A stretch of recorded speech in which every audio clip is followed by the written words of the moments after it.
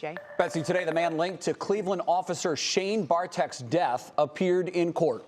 Anthony Butler Jr. is charged with fleeing, receiving stolen property, and several traffic-related charges, being held on a $5 million bond, along with the other suspect, Tamara McLeod, who's charged with aggravated murder. Meanwhile, today, the medical examiner officially ruled Officer Bartek's death a homicide. Brandon Simmons spoke to several people who knew Bartek and joins us now. Brandon, just a senseless loss.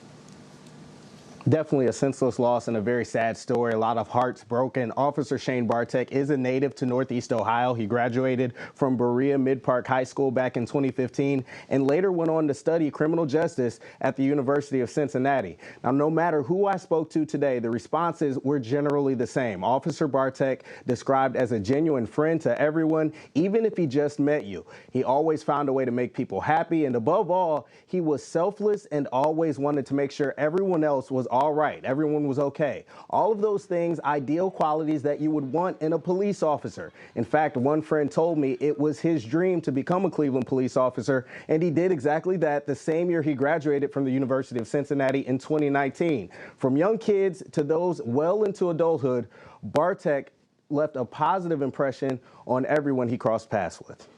Because you can just tell how much he was loved. Like, it's not just one person that says, oh, like, he was a good guy. Every single post says the same thing.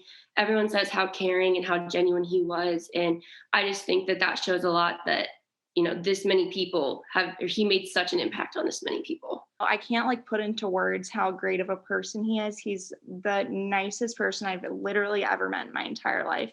He never made things about him. It was always everyone else.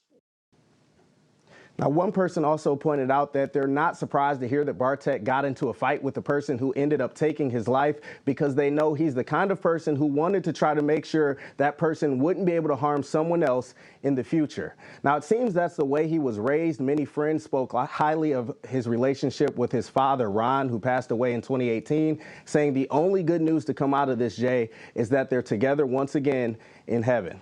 And we have just learned moments ago that Bartek's funeral will be held Tuesday, January 11th. That's a week from today. Services will take place at 10 a.m. at Grace Church in Middleburg Heights. Family will also receive friends at the same location the night before on Monday evening from 4 to 8 p.m.